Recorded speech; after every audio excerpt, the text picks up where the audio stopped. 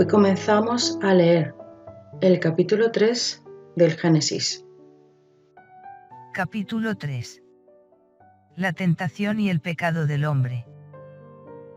Toda la historia humana está marcada por el pecado original, que como ahora veremos fue libremente cometido por nuestros primeros padres, y que es el origen de todos los males que padece la humanidad, y sobre todo de la muerte. Vamos a poder comprobar en este capítulo que el mal no viene de Dios, que procede del pecado, puesto que el hombre desobedeció el mandato de Dios y faltó a su confianza y a su bondad. Esto podemos también estudiarlo en el Catecismo de la Iglesia Católica, los números 390 al 397. 1. La serpiente era el más astuto de todos los animales del campo que el Señor Dios había hecho, y dijo a la mujer.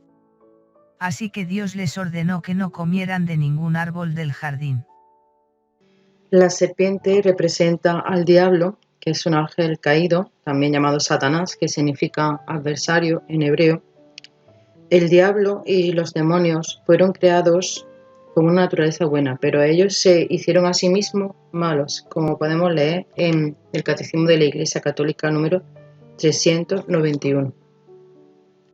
Vemos en este primer versículo cómo la serpiente se dirige a la mujer y lo primero que le hace es dudar. ¿Es verdad que Dios les dijo que no comieran de ningún árbol del jardín? Con lo cual ya preguntándole una cosa que él sabe que es mentira, hace dudar a la mujer. 2. La mujer le respondió. Podemos comer los frutos de todos los árboles del jardín. 3. Pero respecto del árbol que está en medio del jardín, Dios nos ha dicho. No coman de él ni lo toquen, porque de lo contrario quedarán sujetos a la muerte. Debemos recordar que Dios le dijo a Adán que podía comer de todos los árboles, del jardín, pero del árbol del conocimiento del bien y del mal no deberás comer. El día que de él comas, ciertamente morirás. Esto está en el capítulo anterior, versículos 16 y 17. Y esto se lo dijo Dios a Adán antes de que Eva existiera, antes de la creación de Eva. Aquí vemos que Eva ha recibido directamente la información de Adán. Ha sido Adán el que le ha dado las instrucciones. Ella agrega que no coman del árbol ni lo toquen. No dijo en ningún momento el Señor, no lo toquen. Seguramente esa restricción se la puso Adán a Eva. Le diría, no vayan ni a tocarlo, porque si el Señor nos ha dicho que no comamos, mejor ni te acerques, ni lo toques, ni nada. O sea que aquí vemos también la transmisión de la información de unas personas a otras y cómo pues vamos agregando nosotros también restricciones. Ahora también debemos preguntarnos con curiosidad, ya que Dios dejó a Adán el cuidado del jardín y también proteger a su mujer. ¿Dónde está Adán? ¿Por qué ha descuidado su responsabilidad? Porque su mujer está sola y está hablando con la serpiente sola. La serpiente, como ya dice en el primer versículo, era la más astuta y sabía perfectamente que tenía que hablar con Eva, porque a ella sí podría confundirla y llevarla a la tentación, y sabía perfectamente que Adán seguiría a Eva. Entonces por eso espera el momento adecuado en el que Eva está sola y no está en compañía de Adán para atacar directamente a Eva. 4. La serpiente dijo a la mujer. No morirán. 5. Dios sabe muy bien que cuando ustedes coman de ese árbol, se les abrirán los ojos y serán como dioses, conocedores del bien y del mal. Aquí podemos ver perfectamente cómo actúa el diablo, el padre de la mentira. Lo que hace es falsear absolutamente la verdad, deja a Dios como mentiroso, no morirán, o sea, ella está negando lo que Dios les había dicho, y además introduce la sospecha sobre las intenciones de Dios. Le está presentando a Dios como su enemigo. No es que Dios sabe muy bien que cuando coman de ese árbol, entonces llegarán a ser como dioses, porque conocerán la diferencia entre el bien y el mal. Cuando Jesús habló con los maestros de la ley y los fariseos en el templo, les acusó de ser hijos del demonio y les dijo que era mentiroso y homicida desde el principio, y se refería precisamente a esto. Desde el principio, pues todas sus tretas las consigue pues mintiendo y engañando, y sus hijos utilizan la misma técnica. Además, aquí les está haciendo una falsa promesa. Le está diciendo a Eva: llegarán a ser como Dios, llegarán a ser como Dios y ya no necesitarán a Dios. Algo que es absolutamente falso. Él actúa también haciendo falsas promesas para llevarse a su terreno a las personas, convertirlos en sus siervos prometiéndoles algo que no es cierto, que no se puede llegar a cumplir.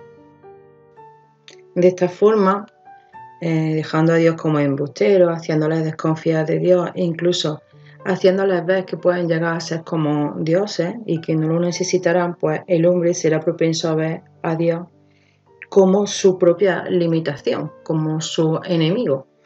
Por eso muchas personas pues se consideran ateas o no quieren saber absolutamente nada de Dios, porque consideran a Dios como su propia limitación o como su enemigo. Esto continúa siendo obra de la actuación del diablo en nosotros, en las personas y en nuestra sociedad. 6. Cuando la mujer vio que el árbol era apetitoso para comer, agradable a la vista y deseable para adquirir discernimiento, tomó de su fruto y comió. Vemos que la mujer pues se ha convencido, ha creído las mentiras del diablo y por último pues desobedece.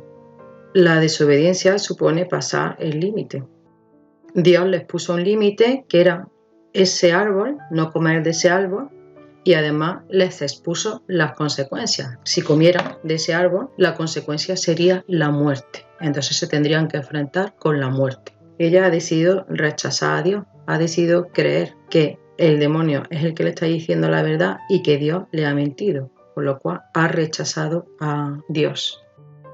Vemos que ha sido un pecado de desobediencia y vamos a analizar un poquito cómo ha sido el proceso de esta desobediencia. Vemos que primero de nada se produce esta tentación acercándose el demonio y Eva escucha al tentador, se entretiene con el tentador, con lo cual al escucharlo le hace entrar en duda acerca de la veracidad de lo que Dios le ha dicho, le hace dudar y además le propone una serie de promesas que a ella le resultan bastante interesantes. Le parece que es apetecible eso para los sentidos. Cuando coge la fruta ve que es apetitosa. ¿Por qué ve que es apetitosa? Porque aquello que le está proponiendo el diablo pues lo ve bastante bien. Así ella podrá decidir cuál es el bien y cuál es el mal y ya no va a necesitar a Dios.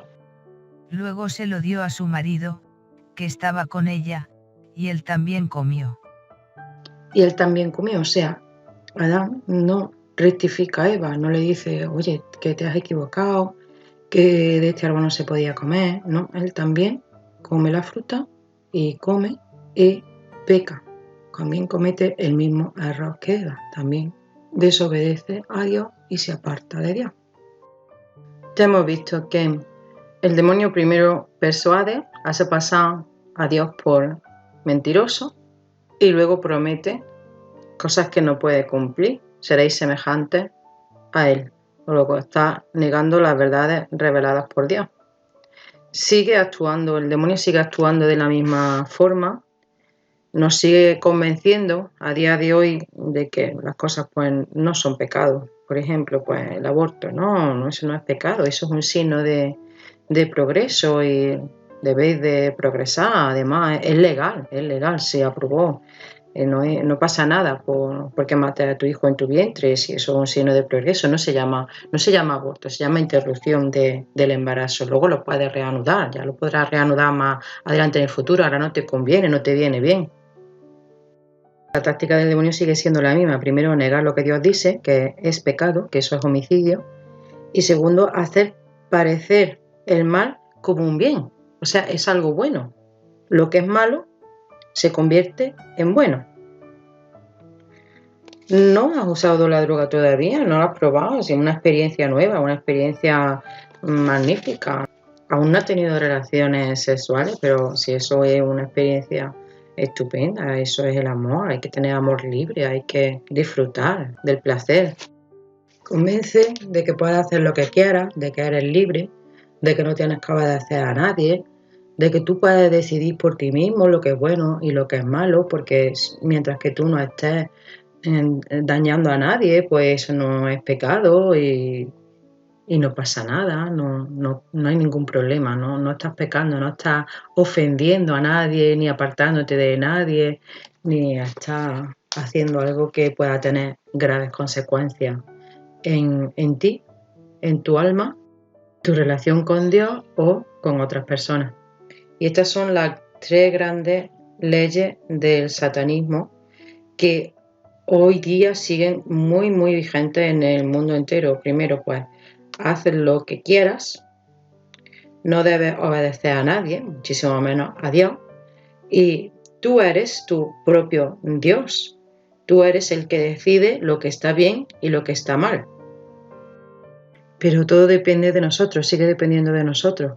O acepto a Dios, que me lo ha dado todo, que me ha creado y al que le debo todo, y que en su inmensa sabiduría ha establecido el bien y el mal y nos lo ha dado a conocer, o rechazo a Dios y me hago Dios de mí mismo y actúo como yo quiera libremente, sin tener en cuenta a nadie, sin obedecer a nadie, solamente a mí.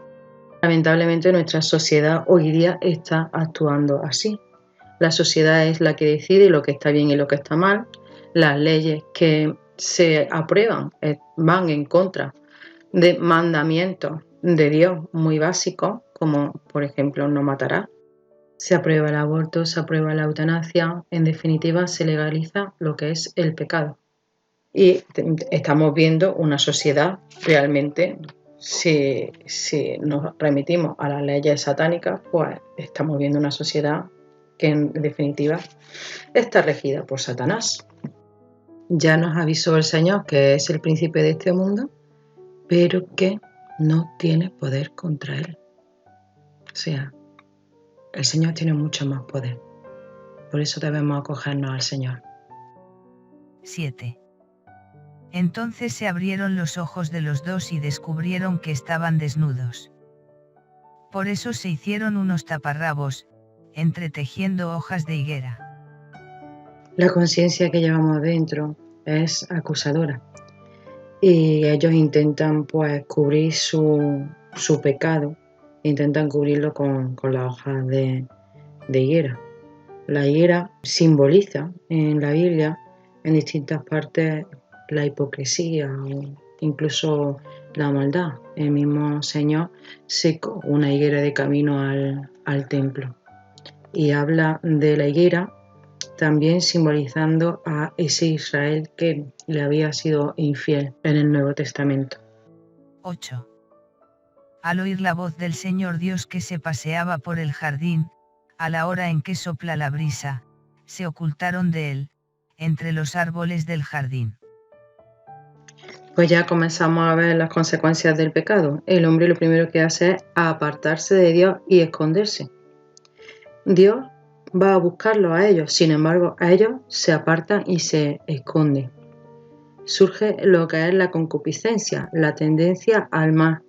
Se rompe la armonía interior que tenían con Dios. Ellos estaban con Dios, se comunicaban con Dios y tenían continua comunicación con Dios ahí en el paraíso, ¿no? Entonces se rompe esa amistad con Dios, se rompe y rehuyen de su presencia, con lo cual pues se están rompiendo esa armonía que tenían con Dios. No han muerto físicamente, pero sí han muerto espiritualmente, tal y como nos explica el Señor a través de la parábola del hijo pródigo.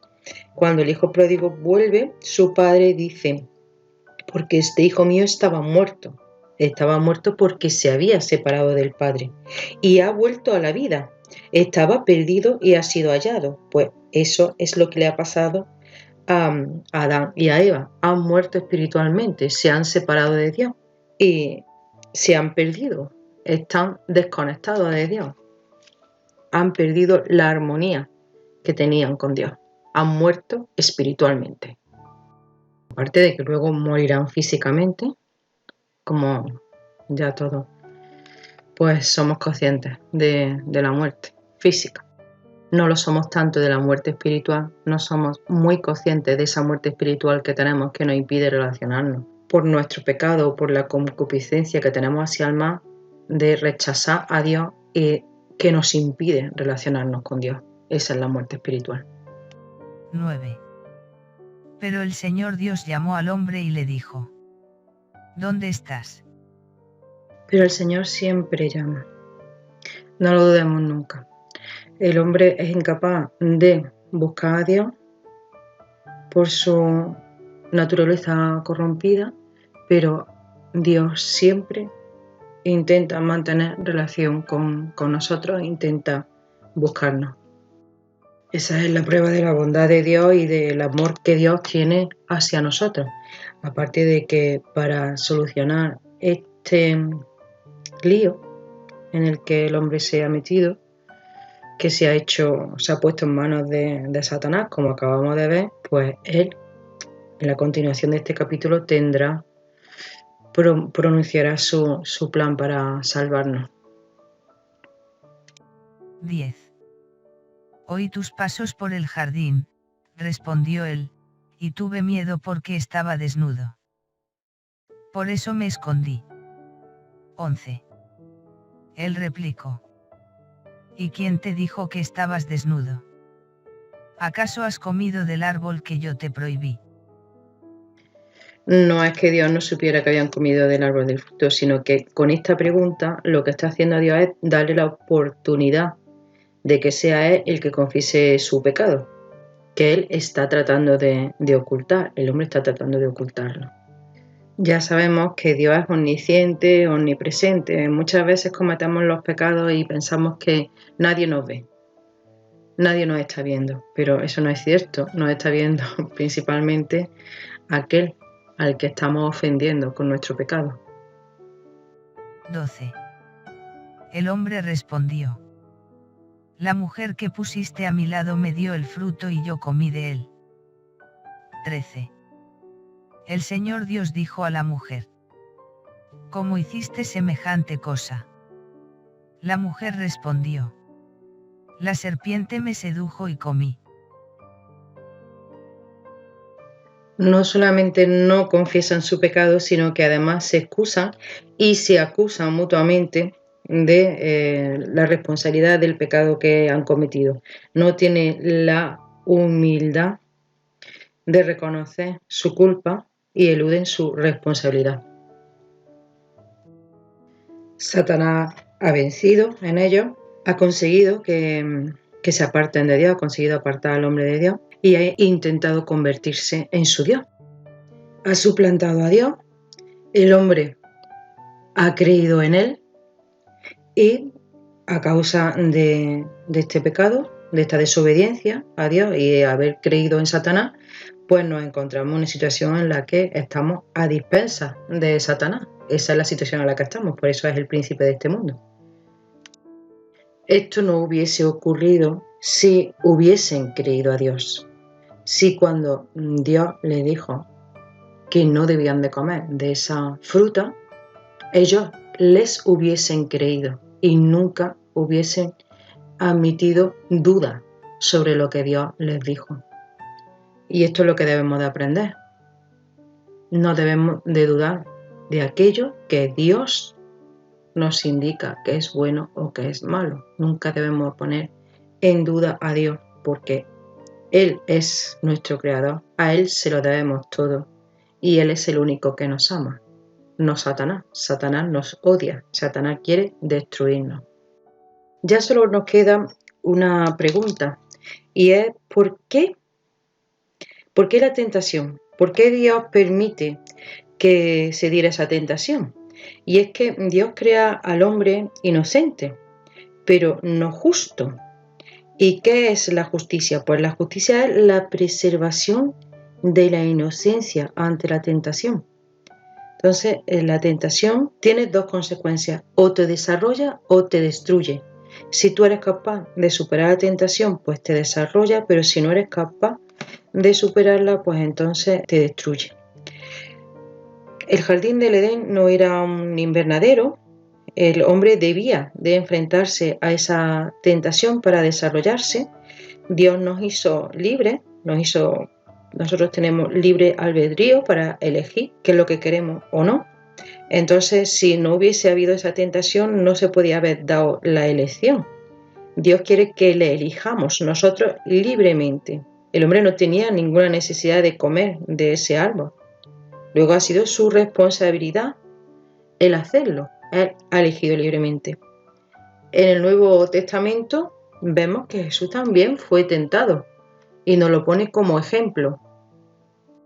Por ejemplo, en el capítulo 4 de San Mateo, pues vemos las 3 tentaciones que sufrió Jesús y las podemos contrastar con la actitud que tuvieron nuestros padres en el jardín. Satanás se acerca también a Jesús, Satanás también hace dudar a Jesús, pero Jesús responde firmemente con la palabra de Dios. Vemos que en esas tentaciones tanto Jesús como Satanás utilizan la palabra de Dios, utilizan versículos de la Biblia. Lo que pasa es que Satanás lo hace de forma distorsionada, tergiversa las palabras de Dios, mientras que Jesús responde muy firmemente. Esa debe ser nuestra respuesta, la firmeza y sobre todo conocer la palabra de Dios. En estas tentaciones de Jesucristo se ve claramente que tanto Jesucristo como Satanás conocían a la perfección la palabra de Dios. La diferencia era el uso que le estaban dando. Nosotros debemos de conocer también perfectamente la palabra de Dios y usarla con firmeza para luchar contra el demonio. Como nos dijo San Pablo en Efesios 6, nuestra lucha es espiritual. Nuestra lucha debe de ser con la armadura de Dios. Y la armadura de Dios consiste en la fe, en la palabra de Dios. Tenemos que tener muy claro que el diablo es una persona real y que está aquí y que está presente en este mundo y que actúa en nuestras vidas. Tenemos 2 modelos, el de Eva y el de Jesús. Eva dudó, desconfió y desobedeció, mientras que Jesucristo, pues no, fue firme, siempre respondía con la palabra de Dios con firmeza. Por eso es fundamental conocerla. En Efesios 6:17 nos dice San Pablo, tomen la espada del Espíritu, que es la palabra de Dios. Bueno, pues hasta aquí la lectura de hoy. El próximo día continuaremos con este capítulo 3, ya que es bastante denso y hay que procurar verlo con bastante detalle. Es muy importante tener claro qué se nos muestra en este capítulo 3 del Génesis, porque teniendo claro qué es lo que se nos muestra con este capítulo, podemos entender en qué situación estamos y podemos entender básicamente toda la Biblia. Sin este fundamento no podríamos entender nada, no comprenderíamos ni siquiera por qué Jesús vino, se hizo hombre y además dio su vida por nosotros.